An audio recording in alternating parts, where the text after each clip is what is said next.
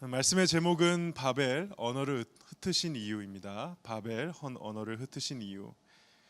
이 세상에는 왜 이렇게 다양한 언어들이 존재하는 것일까요? 인간이 언제부터 언어를 사용했고 언어가 어떻게 발달이 되었는지 그 언어의 기원에 대해서 학자들이 논의하고 연구하고 있지만은 사실 쉽지 않습니다. 여기서 언어를 연구하겠다고 덤벼들기가 왜 쉽지 않냐면 말이라는 것은 하는 순간 보이지도 않고 사라져 버리기 때문에 그렇습니다. 그래서 문자가 발명되고 기록되었던 시대의 언어도 공부하기는 쉽지 않아요. 근데 문자 이전의 인간들이 어떻게 말하고 다녔을까 연구한다? 이거 정말 어려운 것이죠. 그래서 하나님을 믿지 않는 학자들은 인간의 진화 과정에서 어느 순간인가 원시적인 언어가 발생했고 이를 통해서 의사소통 체계가 만들어졌을 것이다 라고 추측만 할 뿐입니다. 그래도 모든 언어학자들이 확실하게 믿는 것이 하나 있습니다. 그게 뭐냐면 현재 지구상에 존재하는 모든 언어들은 다 그러니까 미발달된 것이 없다는 겁니다. 다 완전한 언어라는 거죠. 모든 언어가 문법이 있고 문장을 만들 수 있으며 새로운 단어를 만드는 게 가능하고 번역될 수 있습니다. 그래서 이 모든 언어들은 사람의 머릿속에 있는 생각이나 개념을 표현하기에 부족함이 없다는 것입니다. 그래서 이 사실이 너무나도 신기하고 대단하니까 하나님을 믿는 과학자든 하나님을 믿지 않는 과학자든 이 사실에는 모두가 동의합니다. 이 인간의 언어 능력이야말로 인간과 다른 동물들을 차별하는 가장 두드러지는 특징이다. 이렇게 다들 말을 하죠. 그러면 어떻게 지금과 같이 다양한 언어가 존재하게 된 것일까요? 여기에 대해서 흥미로운 전설들이 각 지역별로 많이 퍼져 있다고 합니다. 팸 셰퍼드라는 사람이 Answers in Genesis라는 사이트에 기고한 글을 보면 오늘 우리가 읽었던 본문 바벨탑 사건과 유사한 전설들이 많은 것을 알 수 있는데요. 제가 몇 개만 좀 소개해 보도록 하겠습니다. 북아메리카 캘리포니아 마이두 인디언 그들의 전설에 의하면 모든 사람들은 특별한 번제 의식을 준비하는 동안까지 같은 언어만을 사용하였지만 한밤에 갑자기 모든 사람들이 다른 언어들로 말하기 시작하였는데 각 남편과 아내만 같은 언어를 사용할 수 있었다. 이렇게 기록이 되어 있대요. 그래서 그 전설에 따르면 그때 신이 모든 언어들을 다 말할 수 있는 쿡수라는 이름의 지도자에게 모든 사람들을 다 집합시켜서 그들에게 동물들의 각 이름과 여러 가지 다른 방언들을 가르쳐 주라고 명령을 했다고 합니다. 그래서 그 지도자가 각 종족들의 이름을 불러서 그들이 앞으로 살게 될 곳을 가르쳐 주고 각기 다른 방향으로 흩어 보냈다고 하죠. 중앙아메리카의 아즈텍 문명에도 비슷한 전설이 있다고 하는데요. 모든 인류는 한 홍수로 인해 멸망하였다. 그러나 콕스콕스틀리라는 한 남자와 호치케찰이라는 한 여자만 배를 타고 도망쳐서 코르아칸이라는 산에 이르렀다. 그들은 많은 자녀를 두었는데 나무 꼭대기에 있던 한 비둘기가 그들에게 언어라는 선물을 가져다 줄 때까지 모두 벙어리였다. 그러나 이 언어들이 매우 달라서 자녀들은 서로 간에 알아들을 수 없었다. 노아의 홍수랑 바벨탑이랑 되게 섞어놓은 것 같죠. 그다음에 동부 아프리카의 와사니아족 여기에도 전설이 있는데요. 땅 위의 모든 고대 종족들은 한 가지 언어만 알았다. 그러나 극심한 한발이 있어서 그러니까 한파를 말하는 것 같아요. 사람들이 미쳐버리고 그다음에 이상한 말을 중얼거리며 여러 방향으로 떠돌아다니게 되었다. 그래서 여러 가지 다른 언어가 생겨난 것이다. 인도에도 있습니다. 인도 동북부에 있는 미키르족이라는 곳에 이제 램이라는 거인들의 후손이 있는데 그 램이 예전에 이 땅에 불만을 품게 되어서 하늘을 정복하려는 열망을 가지고 탑을 쌓기 시작했다고 합니다. 그 탑이 점점 올라갈 때 마침내 신들과 악마들은 그 거인들이 이미 땅의 지배자였거든요. 근데 그 거인들이 하늘의 지배자가 될까 두려워했고 그래서 그 거인들의 언어를 혼잡하게 해서 세계의 네 구석으로 흩어버렸다고 하죠. 성경이랑 좀 비슷한 것 같죠? 그다음에 이제 동남아시아의 미얀마에도 있습니다. 이게 정말 성경이랑 비슷한데요. 가이크호족 있었는데 그 그 속에 사람들이 이렇게 판덴맨이라는 시대에 사람들이 하늘까지 닿는 탑을 쌓기로 결정을 했대요. 그 탑이 하늘에 이제 중간에 이르렀을 때 똑같이 신이 내려와서 사람들의 언어를 혼잡케 했고, 그래서 사람들은 서로 말을 이해할 수가 없었고 사람들이 흩어졌는데, 그 가이코족의 조상인 탐마우라이가 8족장을 데리고 서쪽에 와서 시탕 계곡에 정착을 했다라는 전설이 있다고 합니다. 물론 지금까지 내용들은 다 전설이고 그 신화입니다. 완전히 믿을 수가 없죠. 지금으로 치자면 아마 가짜 뉴스 정도 될 것입니다. 근데 이런 비슷한 종류의 가짜 뉴스가 많다는 것은 무엇을 생각할 수 있게 해주나요? 진짜 뉴스가 있지 않을까 생각할 수 있지 않을까요? 이렇게 전 세계에 퍼져 있는 전설들, 어느 순간엔가 하나였던 언어가 여러 언어로 갈라지게 된 이 이야기들을 들으면 진짜 우리에게는 무슨 일이 있었던 것일까? 왜 언어는 이렇게 다양하게 된 것일까 궁금해할 수 있습니다. 성경이 하나님의 기록된 말씀이라 믿는 저와 여러분에게 있어서 진짜 뉴스를 전해줄 오늘 본문을 살펴보면, 바로 그 바벨탑 이야기를 살펴보면 대충 이렇습니다. 여러분들 바벨탑 얘기 들어본 적 있으시죠? 처음 듣는 건 아니죠. 옛날에 노아 홍수가 지나고 나서 사람들이 후손이 전 세계에 퍼졌습니다. 퍼지는데 사람들이 갑자기 시날 평지라는 곳에 모이기 시작했어요. 메소포타미아의 이제 수메르 지역이죠. 거기에 모여서 도시를 짓고 탑을 세우고 살기 시작하는 겁니다. 그들이 도시를 짓고 탑을 세우면서 이렇게 얘기합니다. 자, 성읍과 탑을 건설하여 그 탑 꼭대기를 하늘에 닿게 하여 우리 이름을 내고 온 지면에 흩어짐을 면하자. 이 교만하기 짝이 없는 모습을 보고 하나님께서 벌을 내리셨는데, 불을 내리셔서 성을 파괴하시거나 탑을 무너뜨리신 것이 아니라 그들의 하나였던 언어를 여러 개로 바꿔버리신 것입니다.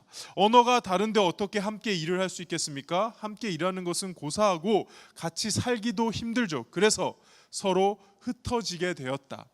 그래서 이름을 혼동하다라는 단어, 발랄과 비슷한 바벨이라고 불리게 되었다. 뭐 이런 권선징악의 그런 흔한 이야기입니다. 저와 여러분들이 이런 이야기에서 얻을 수 있는 교훈은 무엇인가요? 탑을 쌓지 맙시다, 뭐 도시에 살지 맙시다, 이런 건가요? 그건 아닌 것 같아요. 성경을 볼 때 언제나 하나님 앞에 인간이 어떤 존재인가에 집중을 해보면 좋을 것 같아요. 오늘 본문도 두 가지를 이야기해 주는 것 같습니다.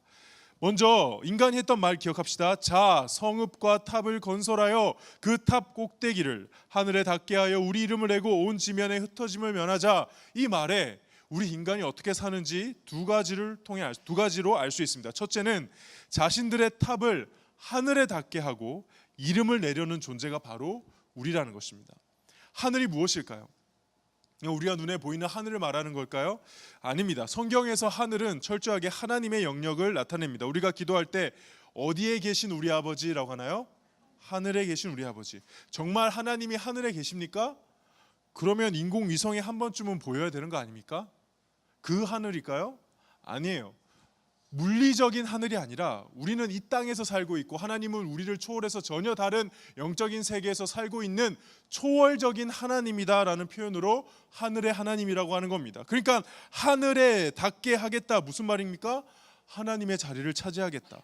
우리가 하나님이 되자. 하나님 뭐 별거 있나? 내가 최고지, 내가 제일 잘 나가. 이게 탑을 쌓아서 하늘에 닿으려고 하는 것입니다. 게다가 이름을 내자라는 이 표현도 아주 무시무시한 표현입니다. 성경에서 이름을 낸다라는 것은 하나님이 하시는 행동 중에 하나이거든요. 창세기 12장 2절에 보면 하나님께서 아브라함에게 이렇게 말씀하십니다. 내가 너로 큰 민족을 이루고 내게 복을 주어 내 이름을 창대하게 하리니. 누가 이름을 창대하게 합니까? 하나님만 할 수 있습니다.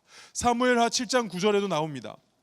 내 모든 원수를 내 앞에서 멸하였은즉 땅에서 위대한 자의 이름같이 내 이름을 위대하게 만들어주리라. 그러니까 이름을 위대하게 만들어주고 이름을 내는 것은 오로지 하나님의 영역인데, 그걸 지금 누가 하자는 겁니까? 우리가 하자. 이름을 우리가 내자. 하나님만 하실 수 있는 일 우리도 하자. 우리라도 못할 게 무엇이냐? 우리의 이름을 우리가 내자.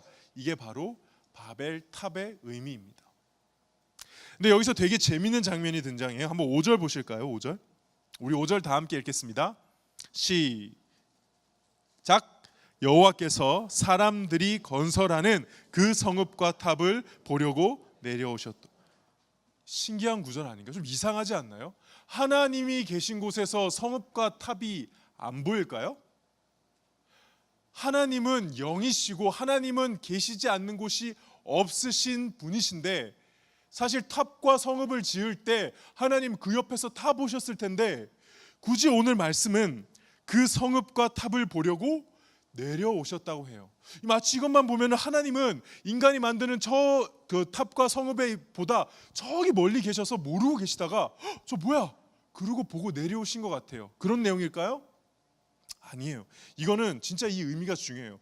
인간들은 스스로 이 성읍을 만들고 탑을 세워 나가면서 우리 정말 대단한 거 하고 있어, 우리 정말 위대한 일 하고 있어, 이거는 그 어떤 인간들도 할 수 없는 엄청난 일이야 하고 막 하고 있는데, 하나님 입장에서 보면은 굳이 내려가셔서 보셔야 할 만큼 되게 작고 아무것도 아니다라는 것을 오늘 말씀이 보여주는 거예요. 이게 문학적으로 조롱하는 거예요.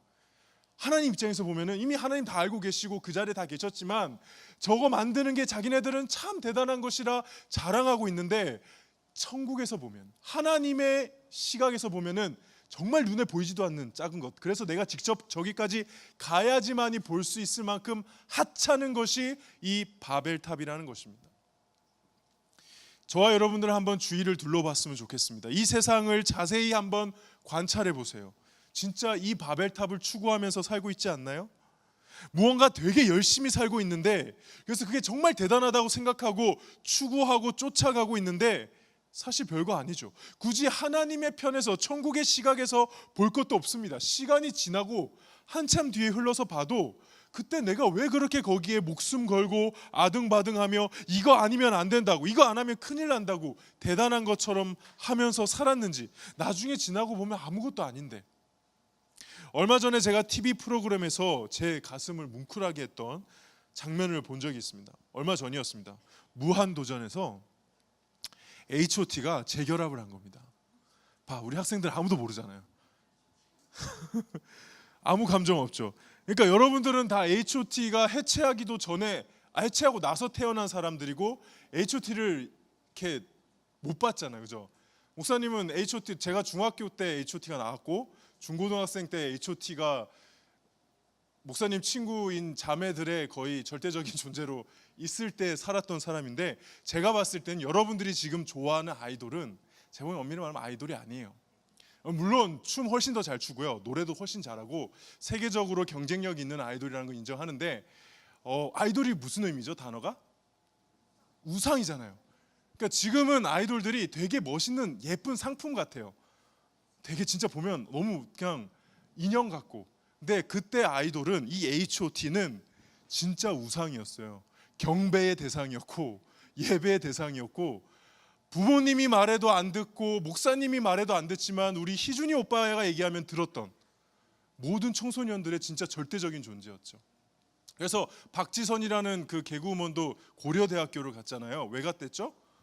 희준이 오빠가 공부 열심히 하세요 이 말 한마디 때문에 공부를 열심히 해서 고려대를 갔대요. 그러니까 그때의 영향력은 엄청났어요. 정말 H.O.T는 모든 그 우리 시대에 둘 중 하나예요. 80%가 H.O.T 팬이고 20%가 제키 팬이었어요. 그럴 정도로 이게 엄청났는데 지금 7년 8년이 지나고 보는데 웬 아저씨들이 5명이 너무 가슴이 뭉클하면서도, 야, 이게 진짜 세월은 어쩔 수 없구나. 그리고 여러분들 지금 아무도 모르고 있다는 거, 본 적도 없고 봤다 하더라도 무한도전에서 그런 사람이 있었는갑다 그러고 있다는 거. 10년 뒤는 그럼 어떻게 될까요? 20년 뒤는 어떻게 될까요? 그냥 다 잊혀지는 겁니다. 추억이 될 정도가 되고, 야, 그 대단하다고 하는 것도 그때 되면은 찾아서 봐야 돼요. 마치 하나님이 찾아 내려와서 성과 탑을 봐야 되듯이, 그런 사람이 있었대? 정말 인터넷 막 뒤져보고 찾아서 그런 사람이 있었구나 하고 넘어갈 정도로 아무것도 아닌 게 된다는 것이죠. 여러분들이 좋아하고 따라가는 아이돌들도 어떻게 보면 그렇습니다. 시간 지나면 다 잊혀집니다. 아이돌뿐입니까? 이 세상에 그렇게 유명하고 대단했던, 이름을 날렸던 그 모든 사람들 지금 다 어디 있습니까? 한 줌의 재가 되어서 없어지고 사라져 있지 않습니까? 대부분 자신들이 대단한 탑을 쌓기 위해 열심히 살았다고 자랑하고 책도 쓰고 얼마나 많이 드러냈습니까? 근데 지금 우리 입장에서는 굳이 찾아가서 봐야 할 정도로 참 별거 아닌, 별 신경도 안 쓴, 기억도 안 하는 그런 허무한 것들이 되었다는 것이죠. 그래서 제가 정말 좋아하는 성경에 이 말씀이 있습니다. 제가 정말 좋아하는 성경, 제 인생 성경이 하나 있는데 그게 뭐냐면 전도서라고, 나중에 꼭 한번 읽어보세요. 거기 보면 1장에 이렇게 되어 있습니다. 전도자가 이르되 헛되고 헛되며 헛되고 헛되니 모든 것이 헛되도다. 해 아래에서 수고하는 모든 수고가 사람에게 무슨 유익인가? 한 세대는 가고 한 세대는 오되 땅은 영원히 있도다. 이전 세대들이 기억됨이 없으니 장래 세대도 그 후 세대들과 함께 기억됨이 없으리라. 저는 여러분들이 저보다 나이가 어리다고 해서 인생 이렇게 살아야 돼, 저렇게 살아야 돼, 저는 이렇게 말 못할 것 같아요. 우리 때는 이랬는데 너네 많이 좋아졌어, 이런 말도 함부로 못할 것 같아요. 근데 왜냐하면 저도 제 인생 잘 모르겠어요. 근데 제가 만약에 누군가에게 인생에 관해서 얘기하고자 하면은 이 말씀 꼭 여러분들에게, 그 사람에게 말하고 싶어요. 저와 여러분이, 또 이 세상이, 부모님이, 친구들이 정말 대단하다고 여기면서 또 중요하다고 말하면서 하는 그 많은 것들, 나중에 알고 보면 다 바벨탑 같은 거예요. 언뜻 대단하고 중요해 보이는데 사실 아무것도 아닌 것들, 나중에 영원한 삶을 살게 될 저 천국에서 보았을 때 잘 보이지도 않아서 다시 굳이 내려가 봐야 할 정도로 그 하찮고 작은 것들에 우리는 목을 매면서 이게 너무 중요한 거다, 이걸 꼭 해야 된다, 그러면서 살고 있는 것이 하나님 앞에서 타락한 인간들의 사는 모습이다. 오늘 바벨탑을 쌓는 인간들의 모습에서 우리에게 보여주는 것입니다. 이게 첫 번째 모습입니다. 둘째로 바벨탑 사건을 통해서 알 수 있는 하나님 앞에서의 인간의 모습은 어떤 모습이냐? 탑을 지으면서 했던 그 말의 뒷부분을 보면은 이렇게 말합니다. 온 지면의 흩어짐을 면하자. 이건 무슨 뜻일까요? 인간들이 흩어지지 않게 도시를 만드는 것을 말하는 건데, 이게 뭐가 잘못된 것일까요? 도시에서 살면 안 되나요? 그럼 저와 여러분들은 지금 빨리 도시를 떠나야 되잖아요. 이거는 저번 주 우리 안성수 목사님이 했던 설교를 잘 기억해 봐야 돼요. 저번 주 안성수 목사님의 설교 내용이 뭐였죠? 그렇죠. 노아의 언약에 대한 이야기였죠. 노아와 하나님이 새롭게 언약을 맺으셨어요. 그때 뭐라고 말씀하시냐면 생육하고 번성하여 땅에 충만하라. 너희는 생육하고 번성하여 땅에 가득하여 그 중에 번성하라라고 말씀하셨어요. 하나님은 노아와 노아의 후손들에게 흩어지라고 명령하신 거예요? 모이라고 명령하신 거예요? 흩어지라고 명령을 하신 거죠. 땅에 번성하고 충만하려면 흩어져야 하잖아요. 근데 흩어지지 않고 모이자라고 하는 겁니다. 이게 뭐예요? 도시는 나쁜 거다? 그게 아니라 하나님의 언약을 이렇게 어기고 하나님의 언약을 잊어버리고 하나님의 말씀에 아예 순종을 안 하고 거스르는 모습인 겁니다. 그래서 사실 우리가 바벨탑으로만 알고 있는데 엄밀히 말해서는 추가되어야 될 게 바벨 성읍이라고 해야 될 것 같습니다. 바벨 도시. 하나님은 바벨탑도 멈추게 하셨지만은 모이지 못하게 그 도시를 멈추신 겁니다. 8절 보시죠. 여호와께서 거기서 그들을 온 지면에 흩으셨으므로 그들이 그 도시를 건설하기를 그쳤더라. 멈추게 한 것은 탑뿐만이 아니라 사실은 도시였습니다. 그래서 자연스레 사람들로 하여금 흩어지게 만든 거죠. 근데 이 부분이 좀 묵상해 볼 부분인데 한번 6절 보실까요? 우리 6절 다 함께 큰 목소리로 읽도록 하겠습니다. 시작. 여호와께서 이르시되 이 무리가 한 족속이요 언어도 하나이므로 이같이 시작하였으니 그 후로는 그 하고자 하는 일을 막을 수 없으리로다. 아니, 하나님께서 이 사람들이 성 하나 만든다고, 탑 하나 만든다고 이렇게 무서워하셔도 되는 건가요? 그 후로 그들이 그 하고자 하는 일을 막을 수 없으리로다. 얘네들이 이 성읍과 탑을 만들면 많은 사람들이 모여들고 그럼 이들이 하늘나라도 쳐들어오는 그런 위기사항이 발생하니까 안 되겠다, 미리 가서 그 싹을 잘라버려야지, 이렇게 하나님이 말씀하신 걸까요? 아닙니다. 여기서 그 하고자 하는 일을 막을 수 없으리로다 라는 말씀은 하나님의 능력이 딸려서 인간을 못 막을 것 같다라는 이 말이 아니라 인간이 더욱 하나님의 언약을 깨트리는 범죄의 수렁에 빠져들어서 하나님과 인간의 관계가, 그 언약의 관계가 완전히 망가지는 위기 지점까지 왔다는 것이죠. 딱 저번 주 설교에서 들었던 노아의 홍수 이전에 죄가 관영해서 하나님께서 그 노아를 통해 홍수로 심판을 하시고자 마음 먹었던 그 인간들의 모습과 같아지고 있는 겁니다. 근데 지난주 설교 기억나시죠? 하나님께서 뭐 약속하셨죠? 다시는 홍수로 심판하지 않는다. 그 약속을 오늘 지키시는 모습을 볼 수 있습니다. 자세히 보면 사실 하나님 입장에서는 굉장히 할 수 있는 옵션이 많으세요. 그 소돔과 고모라처럼 불을 내리실 수도 있고, 여리고성처럼 성벽을 다 흔들어 가지고 무너뜨려 버리실 수도 있습니다. 근데 그렇게 하지 않으시고 언어만 흩으셨죠. 8절 9절에 그들을 언어만 흩으시면 셨을 때 8절 9절 보면 그들을 온 지면에 흩으셨으므로, 흩으셔 버리기 위해서 언어만 바꿔버리신 겁니다. 그럼 자연스럽게 그 다음은 어떻게 될까요? 사람들이 흩어지고 생육하고 번성하여 땅에 충만하라는 원래 하나님이 우리에게 명령하신 그 언약의 메시지를 이루게 되는 것이죠. 이처럼 인간은 언약을 어기고 있는데 하나님은 그 언약을 붙들고 지키고 계신 겁니다. 인간은 언약을 깨트리고 있고 내팽겨치고 있고 잊어버리고 있는데 하나님은 끝까지 그 언약을 소중히 여기면서 인간의 부족함과 상관없이 지키고 계셨다는 것이죠. 그러고 보면 성경을 자세히 보십시오. 아담의 언약은 어떻습니까? 누가 어긴 것입니까? 하나님입니까? 인간입니까? 인간이 어긴 것입니다. 그러나 하나님이 그 깨어진 언약 가운데서도 계속 붙들고 계셨던 것입니다. 아브라함의 이야기 보십시오. 아브라함의 믿음의 이야기가 우리 성경에서 발견하는 이야기입니까? 믿음의 조상의 이야기입니까? 저는 그렇게 생각 안 합니다. 아브라함의 이야기는 아브라함이 끊임없이 하나님과 맺은 언약을 깨트리고 잊어먹고 실수할 때 하나님이 끝까지 언약을 붙들고 이끌어 가셨다. 이게 아브라함의 이야기입니다. 모세와 함께 이스라엘 백성들이 하나님 앞에서 광야에서 시내산에서 언약을 맺었죠. 그 이스라엘 백성들은 언약을 잘 지켰습니까? 아닙니다. 끊임없이 언약을 깨트릴 때 하나님이 끝까지 붙들고 가셔서 마침내 언약의 정점에 누구를 서게 하셨습니까? 예수 그리스도를 서게 하셔서 새 언약으로 우리를 구원하셨다. 우리는 계속 끊임없이 언약을 깨트리고 있지만 하나님은 끊임없이 그 언약을 붙들고 계신다. 오늘 그 메시지가 이 바벨탑 사건의, 바벨 성읍 사건의 메시지인 것이죠. 말씀을 정리하겠습니다. 바벨탑, 바벨성 이야기는 우리 인간들이 이 땅에서 어떻게 살고 있는지 그 사람들의 모습을 보여줍니다. 먼저 우리는 다 바벨탑을 쌓으며 살아가고 있습니다. 하나님처럼 되고 싶어서 하나님의 자리를 침범하고 하나님만 할 수 있는 일을 꿈꾸며 살아가고 있습니다. 그런데 정작 그 모든 일들은 천국에서 보았을 때, 하나님의 입장에서 보았을 때 직접 찾아서 봐야 할 정도로 하찮고 의미 없고 허무한 일에 집착하는 그런 작은 일이라는 것을 기억하십시오.